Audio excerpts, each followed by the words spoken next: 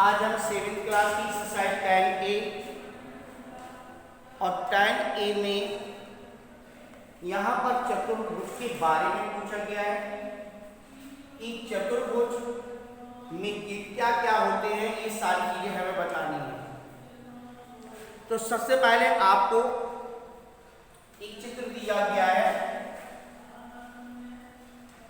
उस चित्र में चतुर्भुज बना हुआ है और चतुर्भुज में ए बी सी डी ये आपके चार कोण है, चार शीर्ष है, ए बी सी और डी। ठीक है, तो ए बी सी डी बना हुआ है और इस ए बी सी डी में कह रहा है कि जो पी बिंदु है ये आपका बाहर स्थित है, क्यू बिंदु अंदर है और एस बिंदु भी अंदर है और टी बिंदु ये आपकी भुजा पर है और आर बिंदु ये बाहर है। तो बेटा यहाँ पर देखिए आपके पास चतुर्भुज है ए बी सी डी और एक जो चतुर्भुज है इसमें से सबसे पहले महत्वपूर्ण बात समझनी है कि कोई भी चतुर्भुज हो ए बी सी और डी, ये जो आपके चार शीर्ष है यही चार शीर्ष आपके चार कोण भी है, कोण ए, कोण बी, कोण सी और कोण डी। और चतुर्भुज में चार भुजाएं A B, B C, C D और डी, ये चार भुजाएं होती हैं, चार शीर्ष होते हैं, चार कोण होते हैं। चतुर्भुज में चार भुजाएं, चार शीर्ष, चार कोण और दो विकर्ण सम्मुख शीर्षों को मिलाने से पहला विकर्ण और सम्मुख शीर्ष को मिलाने से दूसरा विकर्ण बनता है। तो यानी कि चार भुजाएं, चार शीर्ष और चार कोण है और दो आपके विकर्ण है। एक विकर्ण जो है वो चतुर्भुज को दो भागों में बांटता है, दो विकर्ण चतुर्भुज को चार भागों में विभक्त करता है। तो ये आपके शीर्ष, कोण, भुजाएं,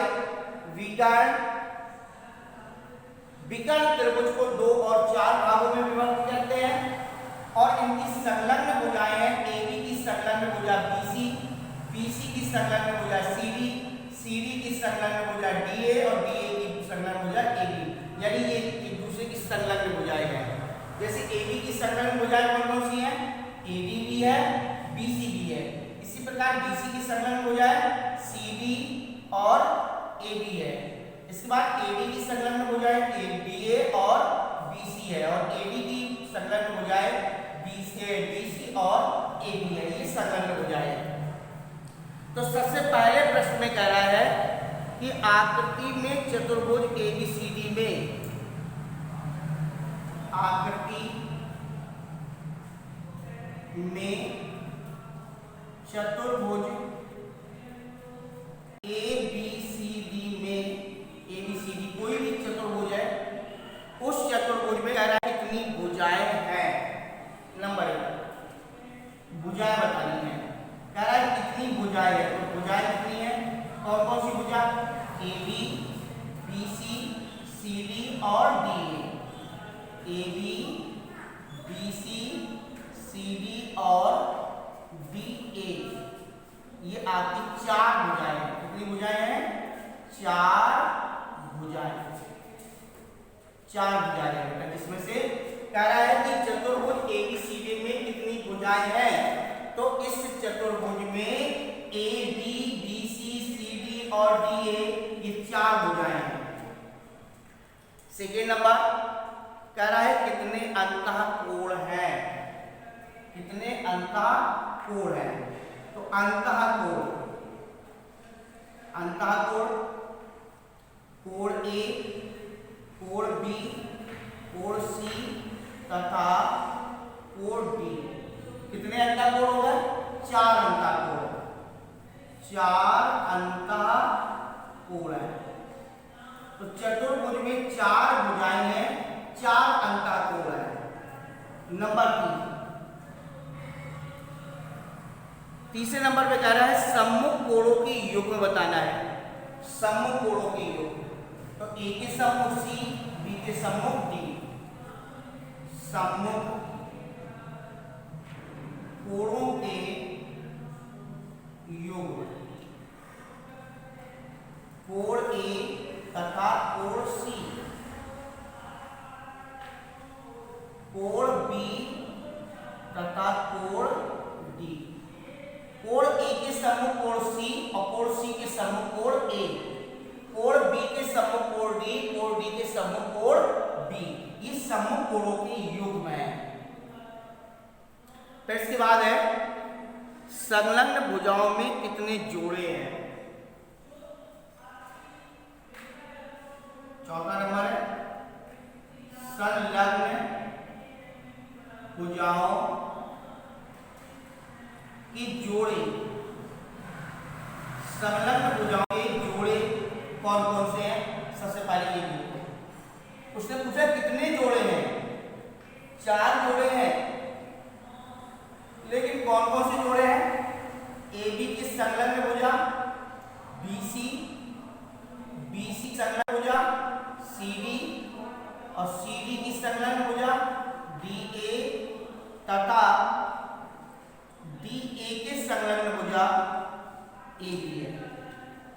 AB से संलग्न है BC, BC से संलग्न है CD, CD से संलग्न है DA और DA से संलग्न है AB। यानी कि इनकी संलग्न भुजाओं के जो जोड़े हैं वो कितने जोड़े हैं, तो 4 जोड़े हैं, 4 जोड़े हैं।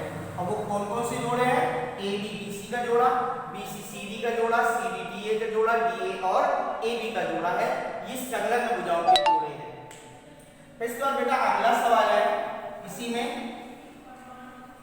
कह रहा है कितने विकर्ण हैं। 5वां नंबर है विकर्ण। तो विकर्ण हम आपको बता दे रहे हैं कौन कौन से विकर्ण है, AC तथा BD। A और C सम्मुख शीर्ष को मिलाओगे तो AC विकर्ण मिल जाएगा, B और D को मिलाओगे तो BD विकर्ण मिल जाएगा। तो AC तथा BD जो है वो आपके सम्मुख विकर्ण है। तो यहाँ पर विकर्णों की संख्या कितनी है, तो विकर्ण की संख्या बराबर 2 है, 2 विकर्ण है। फिर इसके बाद सवाल नंबर 6वां है, क्या AB BC CD और DA में कोई भी विकर्ण है। AB BC CD तथा DA में कोई भी विकर्ण नहीं है। इन चारों में से कोई विकर्ण नहीं है, क्योंकि AB BC CD और DA ये चारों की चारों भुजाएं हैं, ना कि विकर्ण है। विकर्ण सम्मुख शीर्षों को मिलाने से विकर्ण बनते हैं, ये सम्मुख शीर्ष नहीं है, ये आपकी भुजाएं हैं। तो ये चतुर्भुज की भुजाएं हैं, तो यहाँ पर कोई भी विकर्ण नहीं है। अब इसमें पूछ रहा है कितने शीर्ष हैं। 7वें नंबर में शीर्ष बताना है। तो शीर्ष कौन है, A है, B है, C है और D है। शीर्ष A, शीर्ष B, शीर्ष C, शीर्ष D, ये यहाँ पर 4 शीर्ष है, 4 शीर्ष है। तो हमने आपको पहले बताया था कि चतुर्भुज में 4 भुजाएं होती है, 4 कोण होते हैं और सम्मुख कोणों के योग में 2 होते हैं, संलग्न भुजाओं के जोड़े 4 होते हैं, 2 विकर्ण होते हैं और ABCD जो है हमारे ये आपके शीर्ष हैं। तो यहाँ पर ये शीर्ष हो गए। इस प्रकार से हमें पहले वाले सवाल को समझ करके उनके प्रश्नों के उत्तर को देना है। एक्सरसाइज बहुत छोटी है, बहुत सरल एक्सरसाइज है, लेकिन उसको समझना कठिन है। यहाँ पर बहुत समझ करके इसको तैयार करना है। फिर इसके बाद सवाल नंबर 2, उपयुक्त आकृति। उपयुक्त आकृति जो पहली वाली आकृति है, उसी आकृति को देकर के प्रश्नों के उत्तर देना है। आकृति को देखकर, आकृति को देख करके, पहली वाली आकृति को देख करके अपनी अभ्यास पुस्तिका में रिक्त स्थानों की पूर्ति करनी है। तो यहाँ पर दूसरे नंबर पे कह रहा है कि Q और S जो है ये चतुर्भुज के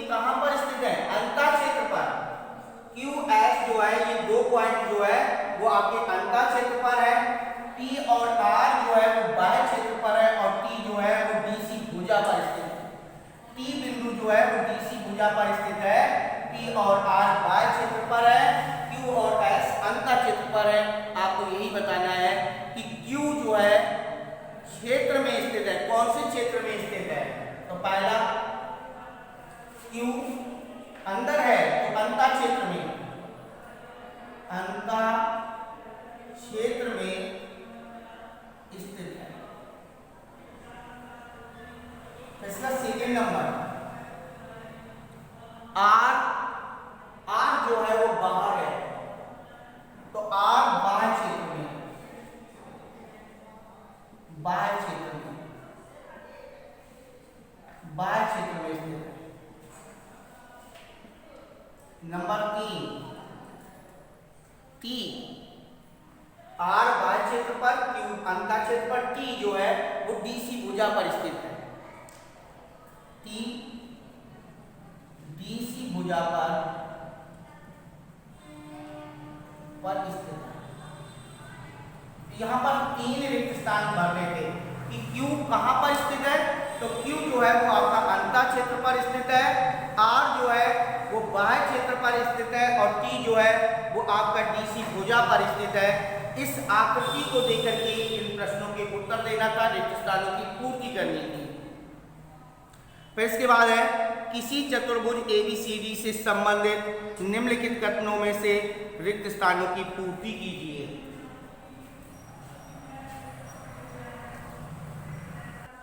फिर इसके बाद अगला सवाल है आपका तीसरा। अब तीसरे में कह रहा है कि किसी चतुर्भुज ABCD से संबंधित, चतुर्भुज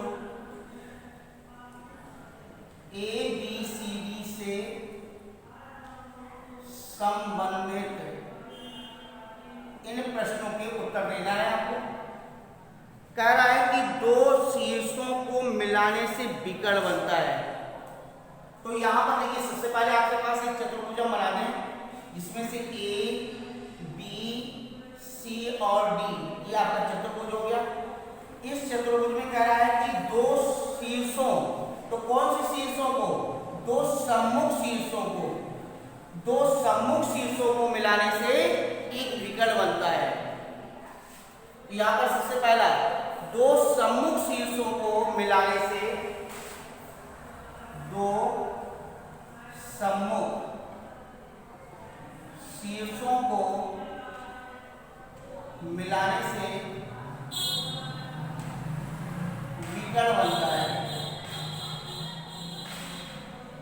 चाहे सम्मुख शीर्ष A से शीर्ष C को मिला दिया जाए या शीर्ष B से शीर्ष C को मिला दिया जाए तो आपका क्या बन जाएगा, विकर्ण बन जाएगा। शीर्ष A से शीर्ष C को मिलाएंगे या शीर्ष B से शीर्ष D को मिलाएंगे तो एक विकर्ण बन के तैयार हो जाएगा। फिर दूसरा प्रश्न, शीर्ष A और शीर्ष A को इस शीर्ष से मिलाया, C से मिलाया तो विकर्ण बन गया। शीर्ष B से पूछता तो शीर्ष D को मिलाते तो विकर्ण बनता। तो शीर्ष A को शीर्ष C से मिलाने पर विकर्ण बनता है। शीर्ष A को शीर्ष C से मिलाने पर विकर्ण बनता है। शीर्ष D को शीर्ष B से मिलाने पर विकर्ण बनता है। शीर्ष D को शीर्ष B से मिलाने पर विकर्ण बनता है।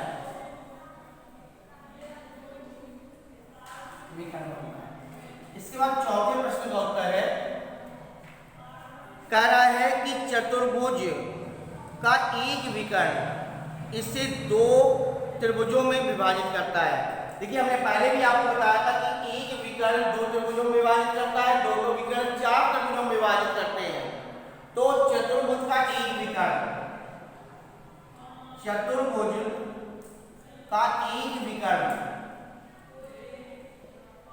चतुर्भुज का एक विकर्ण दो त्रिभुजों में विभाजित करता है, दो त्रिभुजों में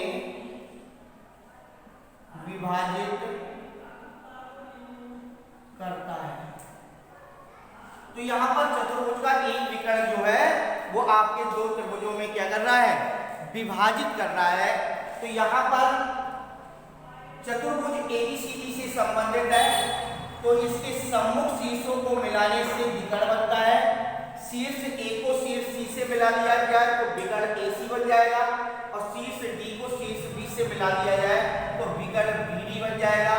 और यहाँ पर चतुर्भुज का एक विकर्ण दो त्रिभुजों में विभक्त करता है, जबकि दोनों विकर्ण चतुर्भुज को चार त्रिभुजों में क्या करते हैं, विभक्त करते हैं, विभाजित करते हैं। इसके बाद अगला प्रश्न है चौथा। अपनी अभ्यास पुस्तिका में कह रहा है रिक्त स्थानों की पूर्ति कीजिए। सम चतुर्भुज की चारों भुजाएं क्या होती हैं, बराबर होती हैं। देखिए हम आपको पहचान बता दें, जैसी आकृति है ये भुजा ये भुजा ये भुजा और ये भुजा बराबर है, और ये कोण इस कोण के बराबर है, ये कोण इस कोण के बराबर है, तो ये आपकी सम चतुर्भुज की आकृति होगी। और यदि चारों भुजाएं और चारों कोण बराबर है तो ये वर्ग की आकृति होगी, जिसकी चारों भुजाएं सम्मुख कोण बराबर हो वो आपके समचतुर्भुज की आकृति है, और जिसकी चारों भुजाएं और चारों कोण बराबर होते हैं वो एक वर्ग की आकृति है। जबकि वर्ग जो है एक समचतुर्भुज है, लेकिन समचतुर्भुज एक वर्ग नहीं है। जैसे आयत एक समांतर चतुर्भुज है, लेकिन समांतर चतुर्भुज एक आयत नहीं है। इसी प्रकार से कह रहा है कि समचतुर्भुज की जो भुजाएं होती हैं वो चारों की चारों भुजाएं क्या होती हैं, बराबर होती हैं, समान होती हैं।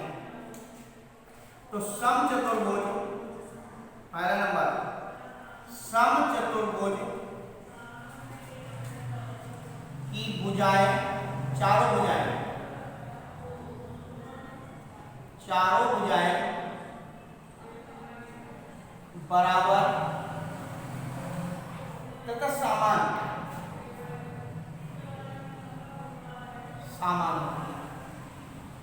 बस वर्ग में और समचतुर्भुज में यही फर्क है कि वर्ग के चारों कोण 90 अंश के होते हैं और समचतुर्भुज के सम्मुख कोण बराबर होते हैं, और इनके विकर्ण एक दूसरे को लंब समद्विभाजित करते हैं। और यहाँ पर वर्ग के विकर्ण समान होते हैं, जबकि समचतुर्भुज के विकर्ण समान नहीं होते हैं।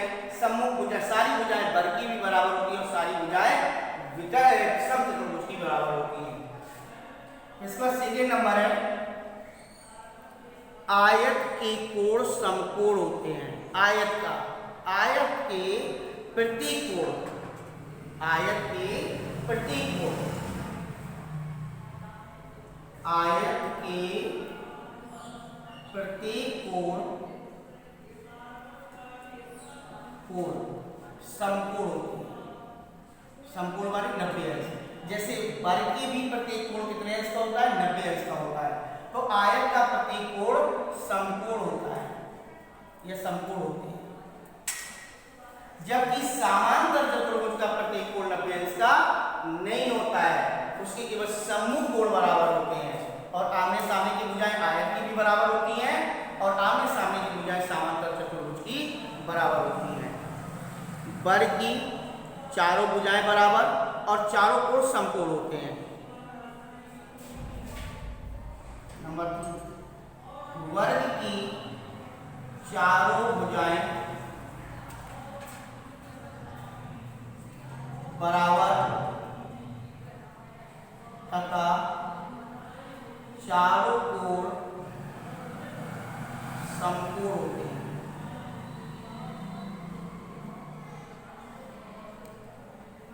तो वर्ग की चारों भुजाएं बराबर होती हैं तथा चारों कोण समकोण होते हैं। और समलंब चतुर्भुज की भुजाओं का एक युग्म समांतर होता है। समलंब चतुर्भुज की समांतर भुजाओं का, समलंब चतुर्भुज की सम्मुख भुजाओं का एक युग्म समांतर होता है और एक सम्मुख युग्म असमांतर होता है। समलंब चतुर्भुज की सम्मुख भुजाओं का एक युग्म समांतर होता है, जैसा कि अभी चित्र में भी दिखाई दे रहा है। ये आपका समलंब की आकृति हो गई, ये भुजा समांतर इस भुजा की है और ये भुजा और ये भुजा क्या है, असमांतर है। यानी कि ए बी सी और डी, इसमें ए बी समांतर सी डी की है, लेकिन ए डी और बी सी आपके असमांतर हो जाए तो एक सम्मुख युग्म समांतर होता है और एक सम्मुख युग्म असमांतर होता है। तो ये आपके समलंब चतुर्भुज की पहचान है कि एक युग्म समांतर और एक युग्म असमांतर होता है।